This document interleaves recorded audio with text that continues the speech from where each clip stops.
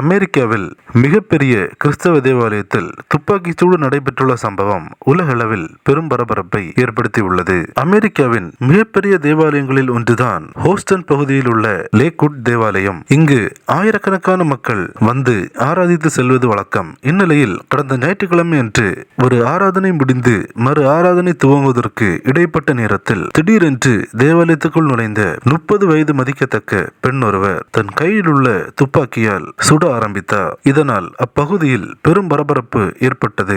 அங்கிருந்த மக்கள் அனைவரும் உடனடியாக வெளியேறினர். அந்த தேவாலயத்தில் பாதுகாப்பு பணியில் ஈடுபட்டிருந்த காவலர்கள் தற்காப்புக்காக சுட்டதில் அந்த பெண் சம்பவ இடத்திலேயே உயிரிழந்தார். அந்த பெண்ணுடன் வந்திருந்த சிறுவன் மீதும் துப்பாக்கி சூடு பட்டதில் பலத்த காயத்துடன் மருத்துவமனையில் அனுமதிக்கப்பட்டுள்ளான். அந்த பெண் நடத்திய துப்பாக்கி சூட்டில் காயமடைந்த 2 நபர்கள் மருத்துவமனையில் அனுமதிக்கப்பட்டுள்ளனர். அந்த பெண் தன்னுடன் கொண்டு வந்திருந்த பையை பரிசோதித்த அதிகாரிகள் அதற்குள் பயங்கர ஆயுதங்கள் இருந்ததையும் கண்டுபிடித்துள்ளனர். இவர் ஏதாவது தீவிரவாத அமைப்பை சார்ந்தவரா, இவரை யார் இயக்கினார்கள் என்ற கோணத்தில் தற்போது காவல்துறையினர் விசாரணையை முன்னெடுத்துள்ளனர். இந்த சம்பவம் பெரும் பரபரப்பை ஏற்படுத்தியுள்ளது. கிறிஸ்துவுக்குள் பிரியமானவர்களே, சமீப காலமாக கிறிஸ்தவ ஆலயங்களில் மிகப்பெரிய அளவில் தாக்குதல்கள் நடைபெற்று வருகிறது.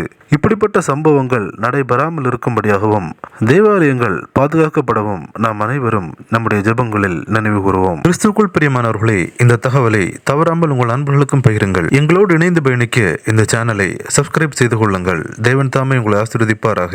ஆமேன்.